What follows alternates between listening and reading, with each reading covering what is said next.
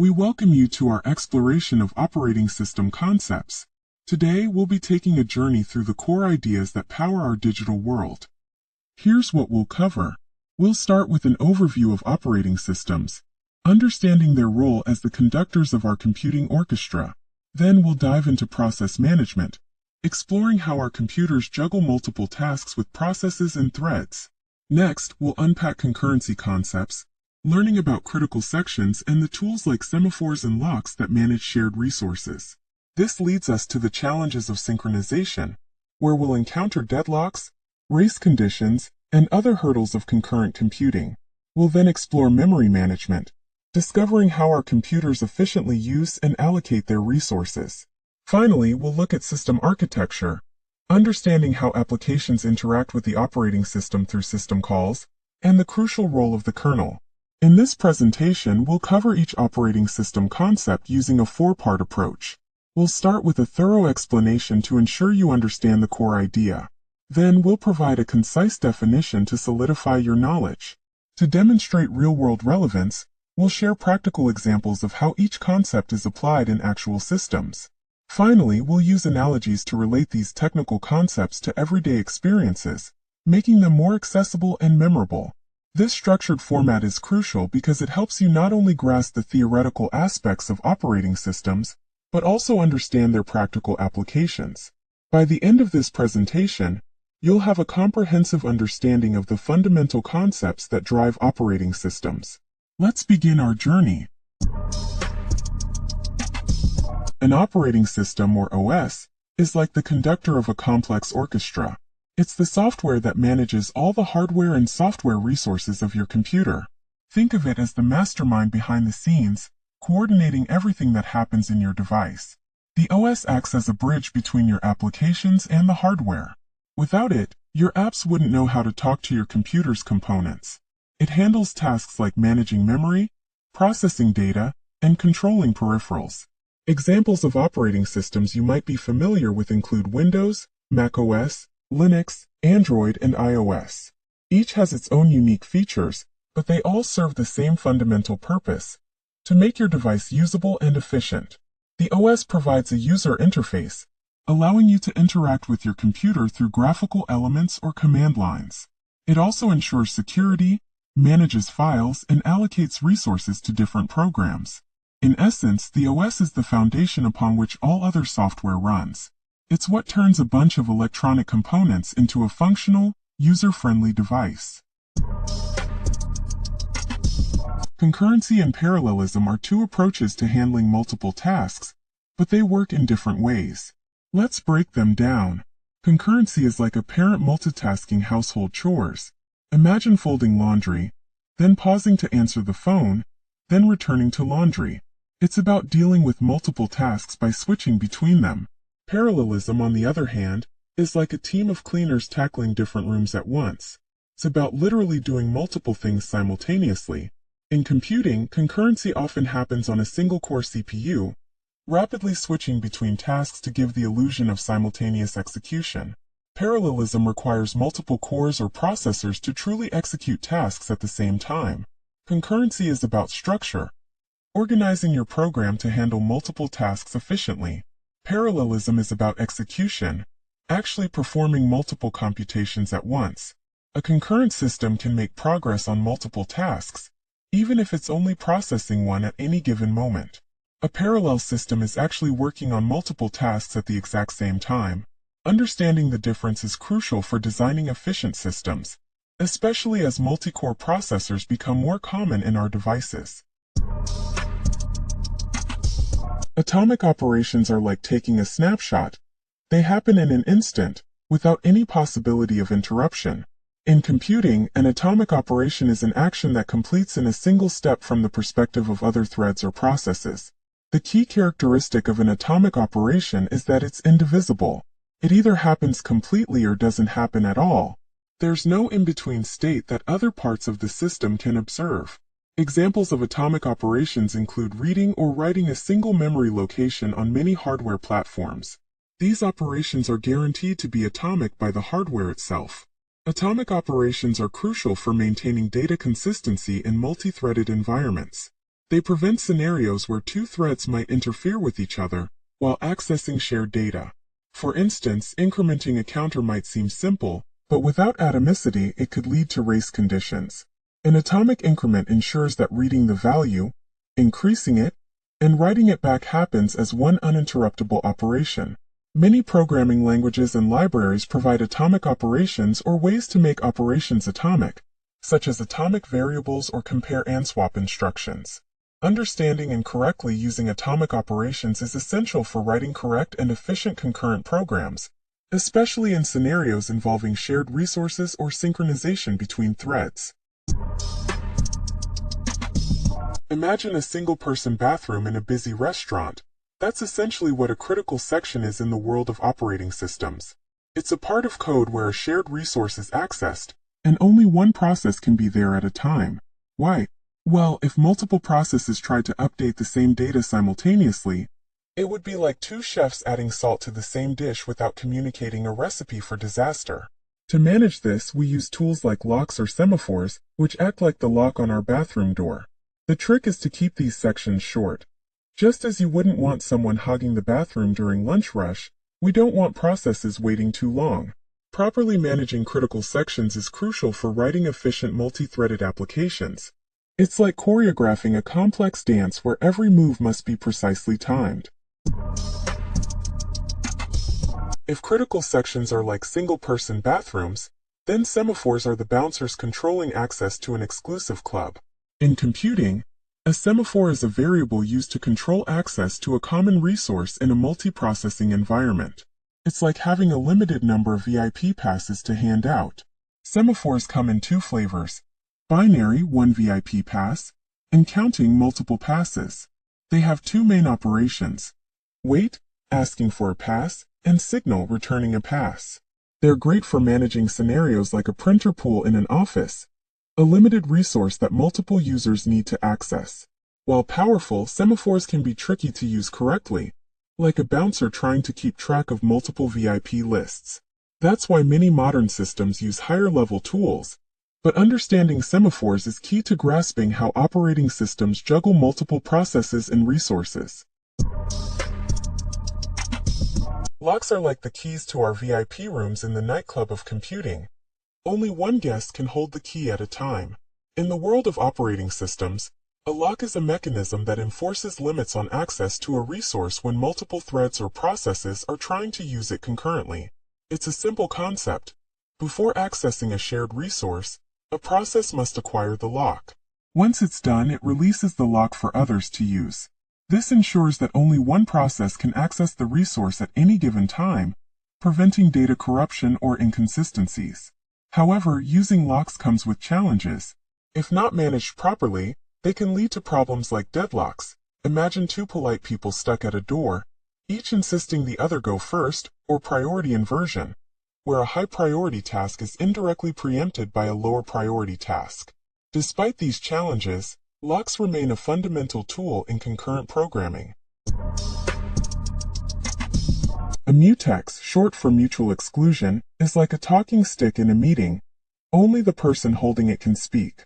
In the realm of operating systems, a mutex is a specific type of lock that grants exclusive access to a shared resource. It's binary in nature. It's either locked or unlocked, like a simple on-off switch. When a thread acquires a mutex, it becomes the owner, and it's the only one that should release it. This ownership model helps prevent some common concurrency issues. Mutexes are particularly useful for protecting shared data structures or ensuring exclusive access to a device. However, they need to be used carefully to avoid deadlocks. It's like being in a room where everyone needs two talking sticks to speak, but there aren't enough to go around. If not managed properly, everyone could end up silently holding one stick, waiting for another that will never come. A process is like a chef in a kitchen, working independently with their own ingredients and utensils. In the world of operating systems, a process is an instance of a computer program that is being executed. It's a fundamental concept that allows for multitasking, the illusion that multiple programs are running simultaneously, even on a single core processor. Each process has its own memory space, which includes the program code, its data, a stack, and a heap. This isolation ensures that one process can't directly interfere with another's memory, much like how each chef has their own workspace. Processes are managed by the operating system's scheduler, which allocates CPU time to different processes. They can spawn child processes, creating a hierarchical structure, and can communicate with each other through various inter-process communication (IPC) mechanisms, like chefs coordinating in a large kitchen. If a process is like a chef in a kitchen, then threads are like the chef's hands, each working on a different task but part of the same overall job. In computing, a thread is the smallest sequence of programmed instructions that can be managed independently by a scheduler. Unlike processes, threads within the same process share the same memory space. This allows for efficient communication between threads, but also requires careful synchronization to prevent conflicts. Imagine if your hands tried to chop vegetables and knead dough at the same time without coordinating. Threads are often used for concurrent operations within a single application.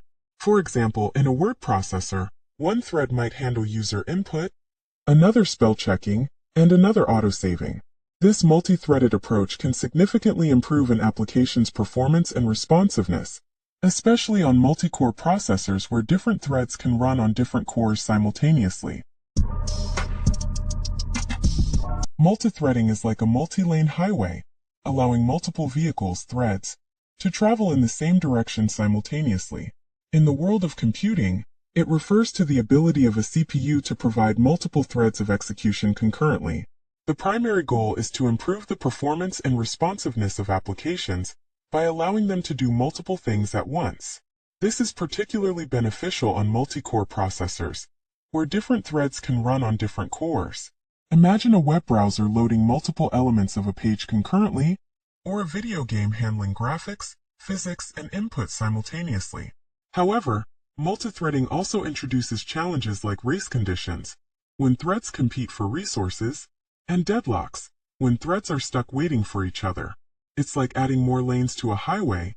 It can improve traffic flow, but it also requires more complex traffic management to prevent accidents. Deadlock is like a gridlock in a roundabout where each car is waiting for the one in front to move, but none can because they're all blocking each other.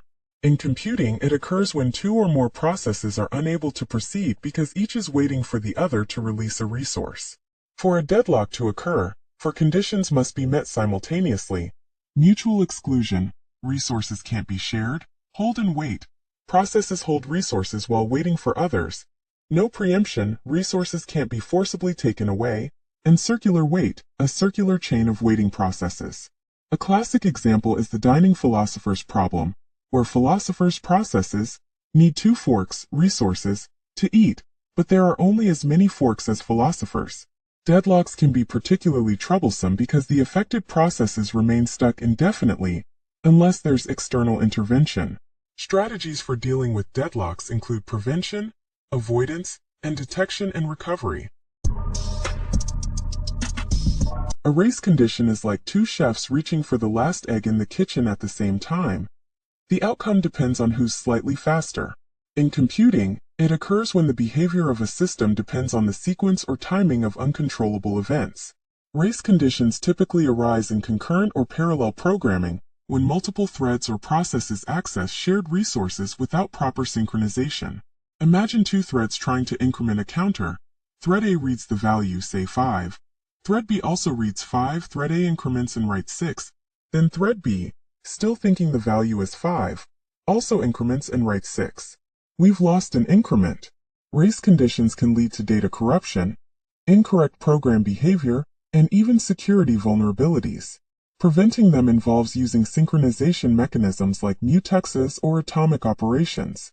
It's a reminder that in the world of concurrent programming, timing is everything.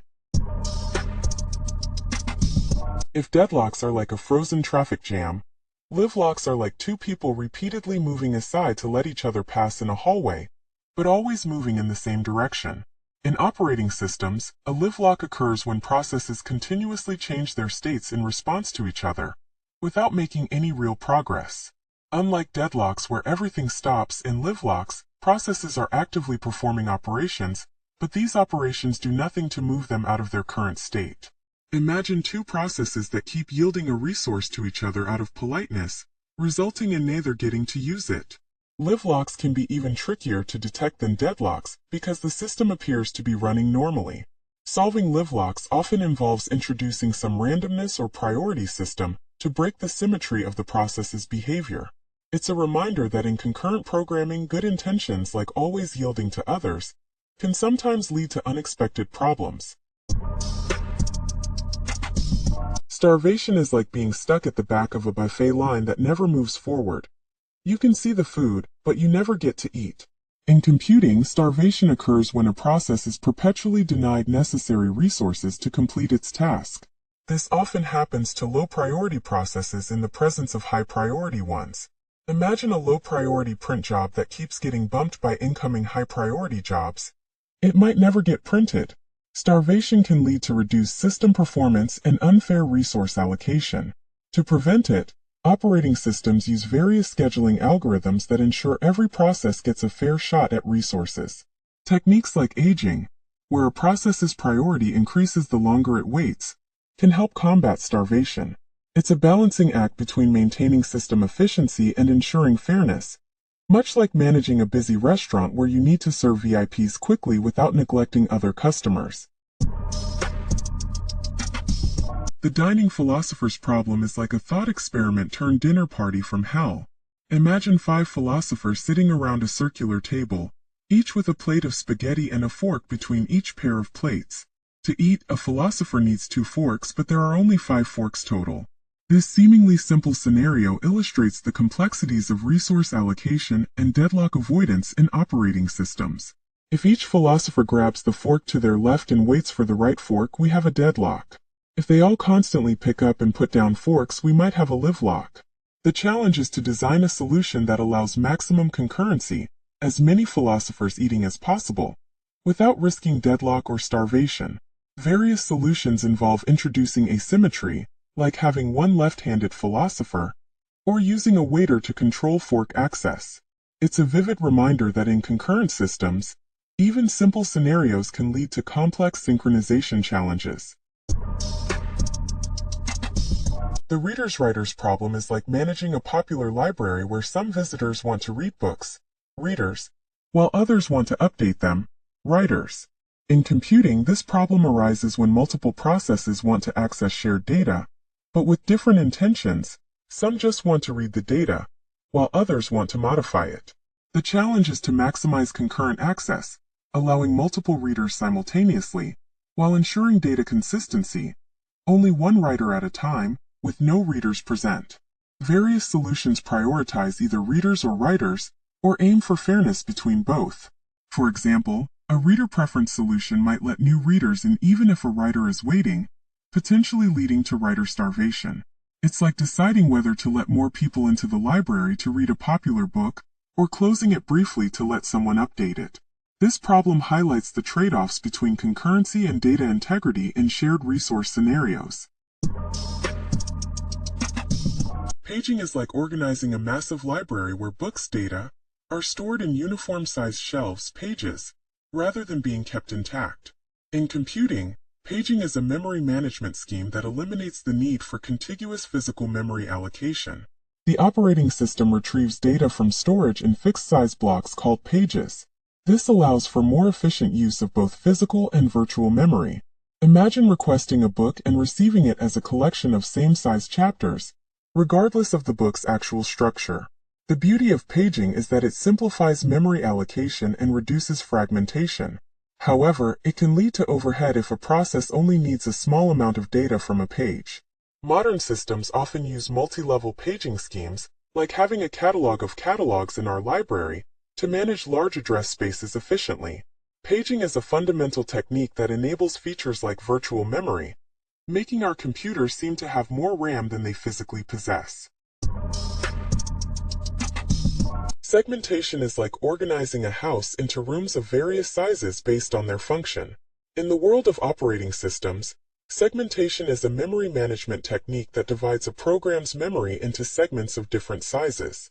Each segment corresponds to a logical division in the program, such as code, data, and stack.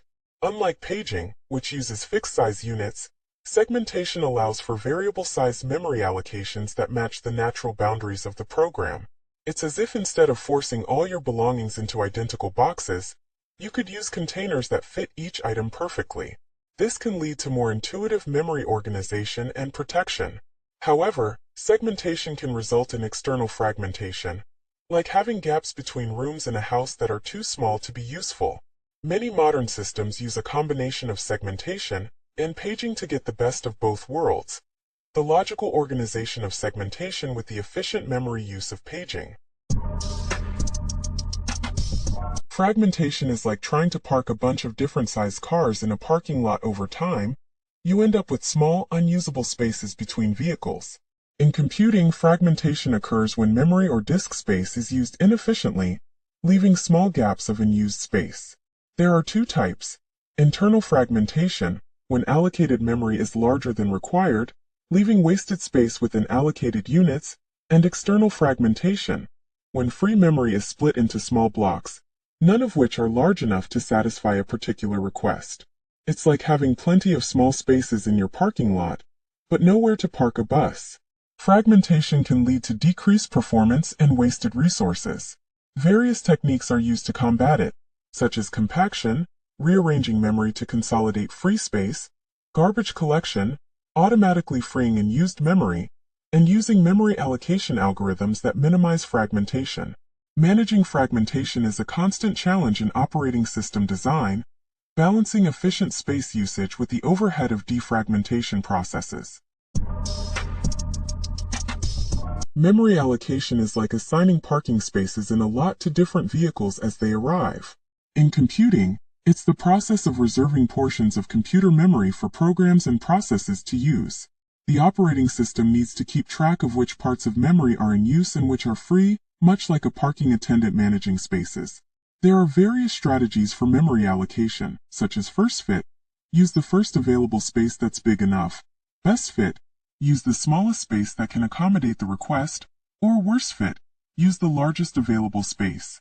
Each has its pros and cons in terms of speed and efficiency. Modern systems often use more complex algorithms and may employ techniques like virtual memory to extend the available memory beyond physical limits. Efficient memory allocation is crucial for system performance. Poor allocation can lead to fragmentation, slower execution, and even program crashes. It's a constant balancing act between speed, efficiency, and preventing memory-related issues. System calls are like placing an order at a restaurant. You're requesting a service that you can't perform yourself in the kitchen. In the world of operating systems, system calls provide an interface between a process and the operating system, allowing programs to request services that require higher privileges. When a process needs to perform an operation like reading from a file or creating a new process, it makes a system call to the OS kernel. This is a crucial boundary between user space, where normal programs run, and kernel space, where the core OS functions operate. Common system calls include open, read, write, and exec. It's like having a set menu of services that the OS provides. Programs can order from this menu, but they can't go into the kitchen and cook themselves. System calls are essential for maintaining security and stability in an operating system, ensuring that user programs can't directly access or manipulate critical system resources. The kernel is like the engine of a car, essential for operation, and hidden from direct user interaction. In computing, the kernel is the core component of an operating system, acting as a bridge between applications and hardware. It's the first program loaded on startup, and remains in memory to manage all other programs. The kernel handles critical tasks like process management, memory management, device drivers, and system calls. It's like the central nervous system of your computer, coordinating all the complex interactions between software and hardware. There are different types of kernels, such as monolithic kernels, where all OS services run in kernel space, and microkernels, which keep the kernel small and run most services in user space. The design of the kernel significantly impacts the overall performance, security, and functionality of the operating system. While users rarely interact with the kernel directly, its efficient operation is crucial for a smooth computing experience. As we conclude our journey through operating system concepts, let's recap the key ideas we've explored. We began with OS fundamentals, understanding the core functions of operating systems and the crucial roles of processes and threads. We then delved into concurrency, exploring how systems handle multiple tasks simultaneously through multithreading, and the importance of atomic operations and critical sections in maintaining data integrity. Our exploration of synchronization tools revealed the mechanisms used to coordinate between processes and threads, including semaphores, locks, and mutexes. We also tackled the challenges that arise in concurrent systems, such as deadlocks, race conditions, live locks, and starvation, understanding both their causes and potential solutions. In memory management, we uncovered the strategies used to efficiently utilize computer memory, including paging, segmentation, and techniques for handling fragmentation and allocation. Finally, we touched on some advanced concepts, including classic problems like the dining philosophers, the practical importance of system calls, and the central role of the kernel in modern operating systems. These concepts form the foundation of how our computers, smartphones, and countless other devices function. By understanding them, we gain insight into the complex world operating behind the scenes of our daily technology use. As you continue to use and interact with various devices and systems, remember the intricate dance of processes, memory, and synchronization happening within.